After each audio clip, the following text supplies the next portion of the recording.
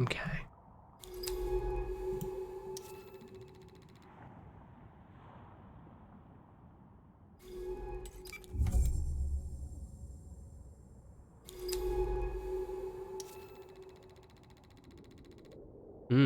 Volcanic outcrop. Yes, please. Let's go there.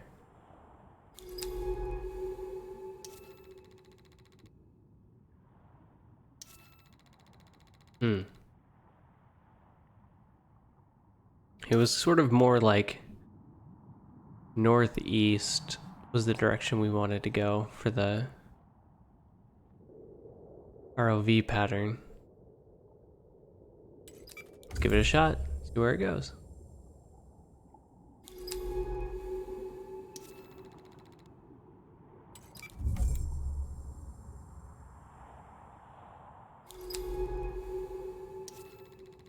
Bubbling sands. What? An occasional silver bubble breaks the surface of the flat silt, carrying a cloudy trail of sediment behind it. Cool.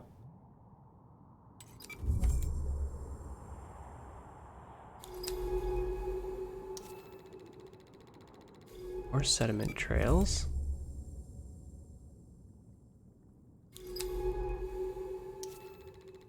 Cold water seeps. Bubbles of methane trickle out from beneath the silt, creating silvery columns wreathed in sand.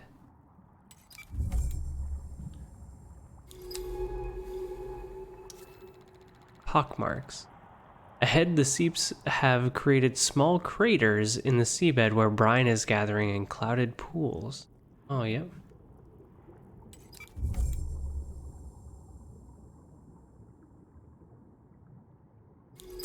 I assume those aren't, like, they're probably toxic to us, yeah?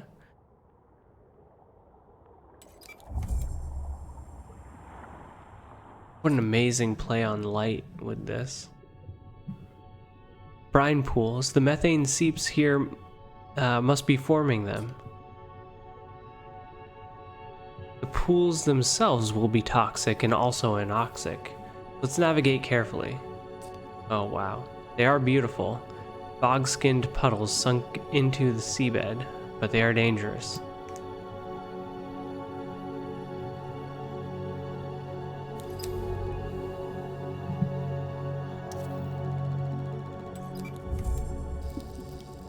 Ooh, take some oxygen.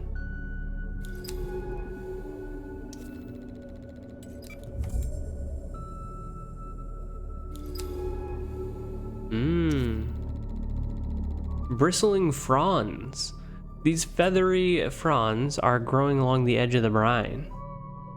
These swaying fronds, are they a colony or a single creature? I'll start recording my observations.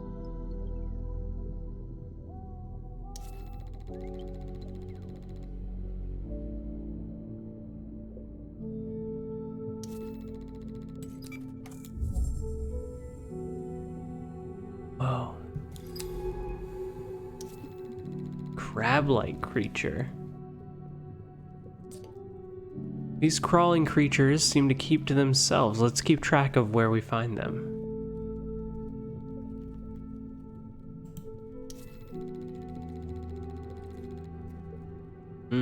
On closer inspection, the large translucent crest appears to be a gas-filled organ or bubble of some kind rising from a slit in the shell. Huh. Interesting.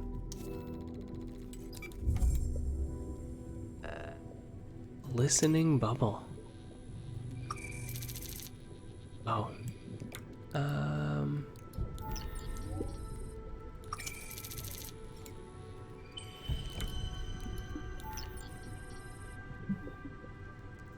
A multi-chambered mucus bubble found on the ocean floor. Interesting. Certainly not appetizing, though.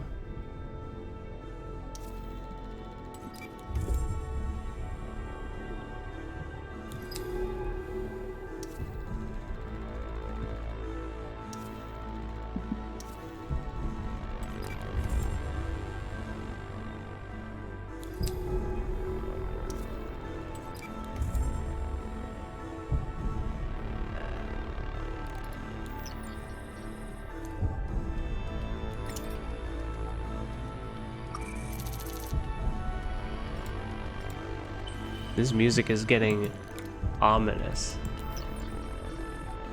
Brine mat. An orange bacterial mat sampled from beside a brine pool. Ooh,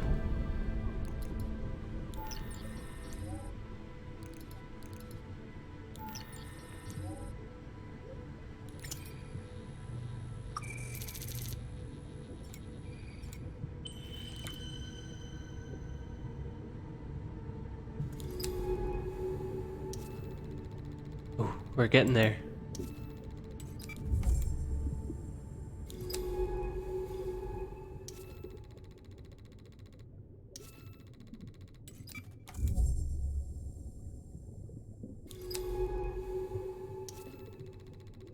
More crabs. These wandering creatures noisy chew away at the rock and silt of the ocean floor, filtering it for nutrients, perhaps? Their glistening bubble. Took a little bit of our oxygen to get that.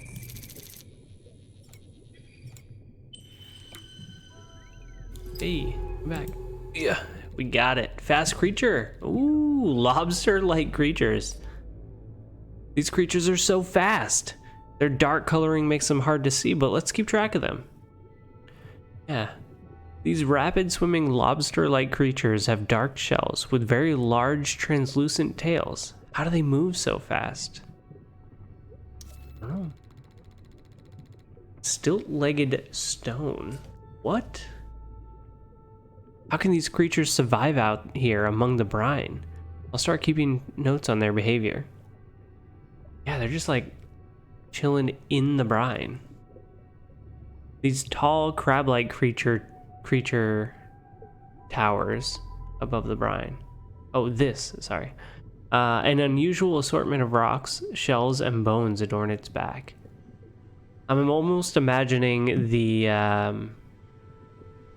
what are they? They're like the transportation creatures in Oblivion, the Elder Scrolls Oblivion, where they have those huge legs, but then like just like a big fat body on top, just sort of walking through the brine here. Hey, new species log, brine eaters. I'll log these creatures as brine eaters. You can take a look at my observations back at base. Branching feathery fronds which grow alongside brine pools, carefully dipping their matted and stained limbs in and out of the brine. I don't really want to go.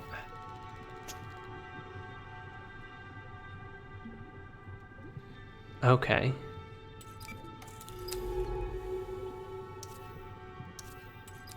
Do it. What do we got? Oh, we gotta get rid of a sample.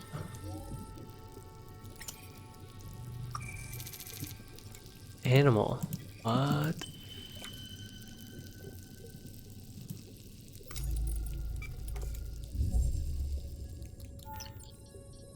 A brine shell. A glowing shell found among the brine, stained with chemicals.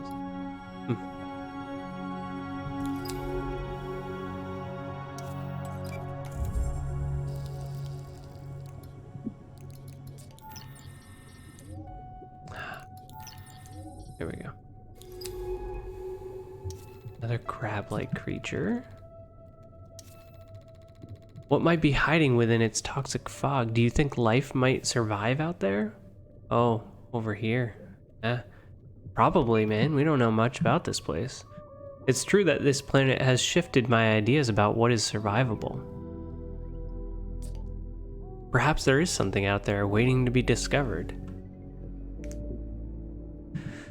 I mean, it probably is, but do we really want to go out there? Not right now. I don't have the ability to do that just yet. What?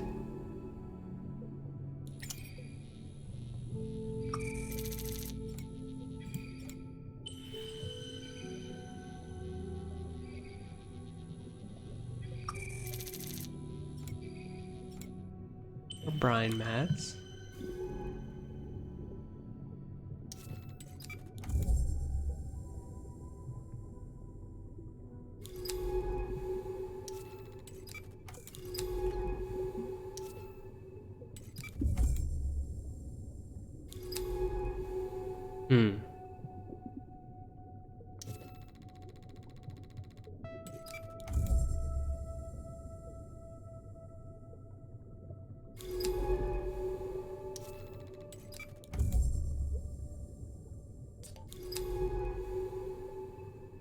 These aren't sea pools. Something impacted the sea floor here.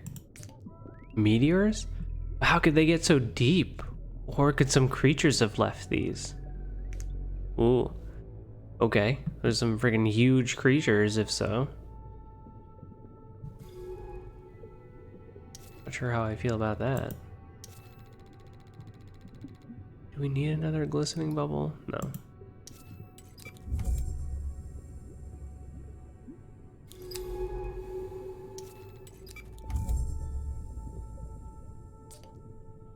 Hey, one of Manet's ROV.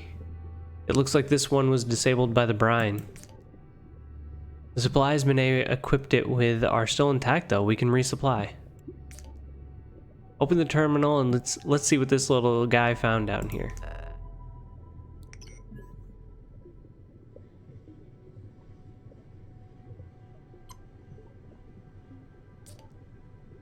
Oh wow. You found something big, didn't you, little guy? It looks like... Is that a wreck? Incredible. The debris field stretches all the way northwest from here. It must have been large. A freighter or a research vessel? We have to go see this thing. Come on. We can head back to base after. Okay.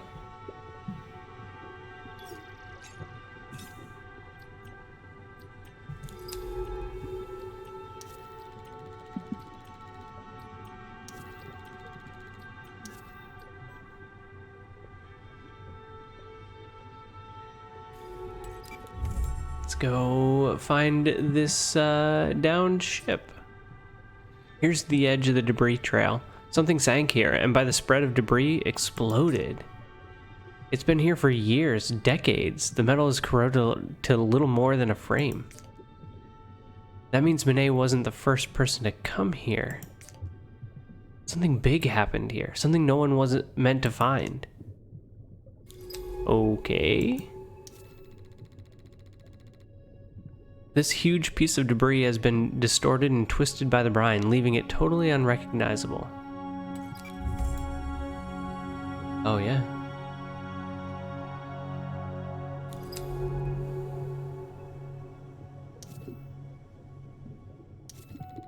Metal lumps. Yeah, you can see like kind of the skeleton part of the ship here. It looks, you know, it's very impressive. It almost, oh, up here, what? This is gonna be it. But you can kind of see like the things that are meant to look relatively natural look fluid and natural, and the things that are meant to look like debris. I mean, the attention to detail in this game for like telling a story through line work, right? Just the outer lines of what we would be seeing here is just incredible. It's very well done. The spars of the frame stick out of the sand like fractured ribs, fronds and other growths closing the gaps between them.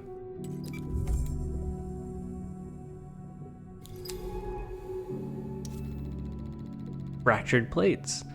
The broad, flat plates of the wreck sit at right angles to each other, forming a complex angular wall.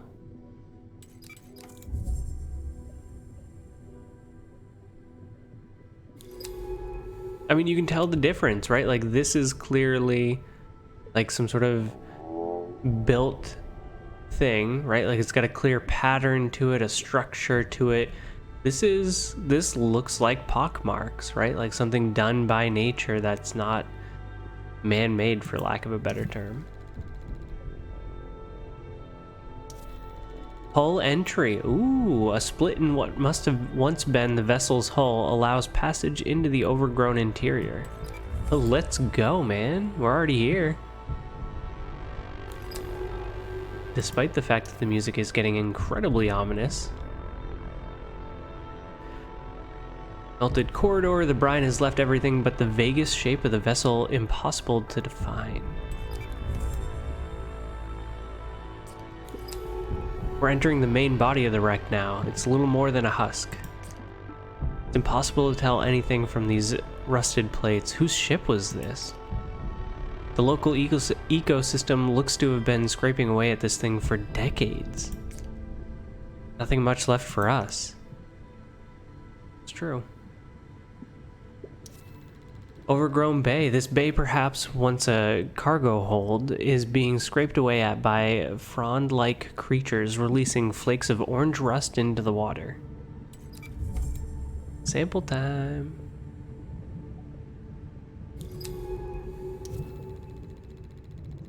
Ovoid creature. That was just a typo. These pale, pulsing creatures seem so passive.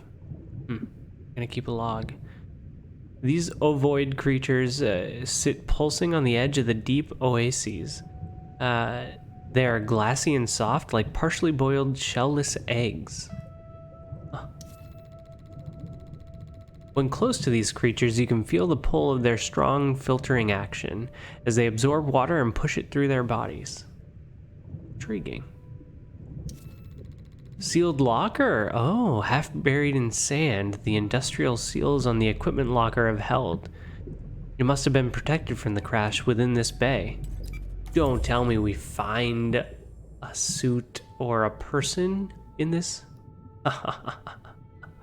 What? Look, a still sealed dive suit locker. Let's see if we can get it open. Okay, I think I can lever. Yes, it's open, but there's not a lot here. Wait, this cutting torch looks clean enough. With a little work, this could be salvaged. Is this Baikal tech? Hard to tell. Looks compatible with this suit, though. I'll stow it and see what I can do with it when we get back to base. Wait a minute.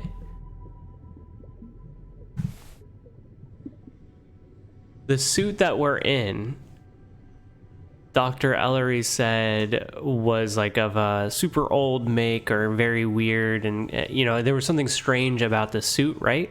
There's also something strange about us as an AI. Did this suit come from this wreckage? Is this actually what Monet found initially, and then she kind of discovered some better way of maneuvering through the ocean, and now she's you know, half mermaid or whatever? But are we, as an AI, and this suit actually from whatever this wreckage is, maybe? Curious.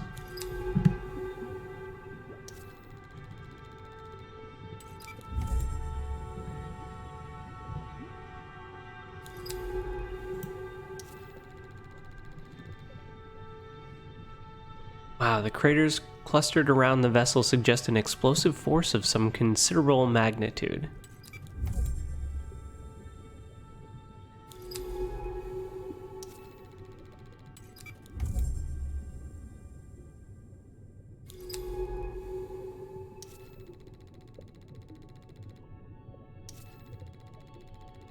We're getting there.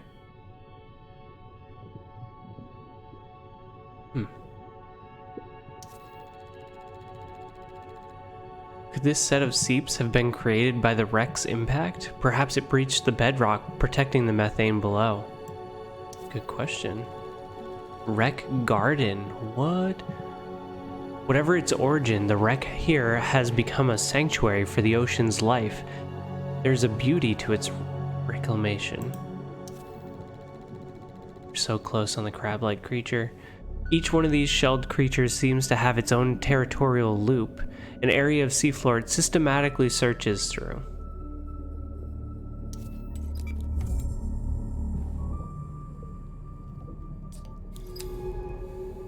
None of this adds up. If there's a wreck here, then there were people. And if there were people, well, why doesn't everyone know about this place, about its incredible life? We spent centuries looking for life outside of Earth and found nothing. Well, maybe not. I've seen so many dead planets, so many barren worlds. I've certified each of them clear of life. just so an exoplanet extraction core can pick them clean for maximum profit. There's your answer. Strip mine them for the resources our ever-expanding species needs. This place is impossible, 1 in millions, and yet is already marked by our greedy fingerprints. Who brought this ship here? This has to be the history Monet wanted to uncover. Let's head back to base. There's more to find, I'm sure of it. Wreck edge. North of here, the debris field fades away as the ocean floor slopes away. Huh. Okay. Head back to base. See if Monet's awake.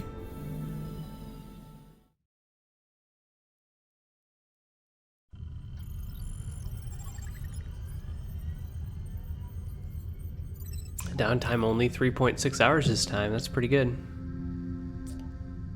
Something's happened. Come to the medical now.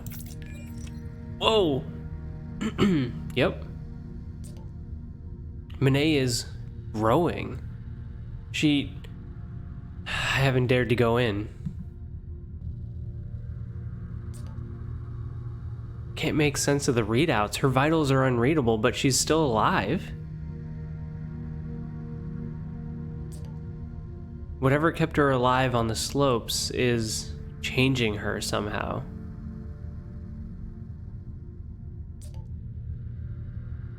I've been sat here watching her. I don't know what to do. You think she's in pain? I think she probably understands a different pain at this point. I hope so. She doesn't seem to be suffering, but then I don't know what this is. There are procedures. Every base stack is equipped with quarantine systems. I can authorize the lab to be purged. End it now. Is that still Monet? I can't... What do you think? Should I authorize the purge? Okay. Should you? Probably. But honestly, like... We're gonna see this through, right? No, do not authorize a purge. No, you're right. That's Monet. I didn't come all this way just to... we need to monitor. Try to understand what is happening here. Thank you. I won't give up on her. I won't be afraid of what I don't understand. We can find the answers together. Okay, we can do this. I've hooked up that cutting torch from the debris field. I hope it helps.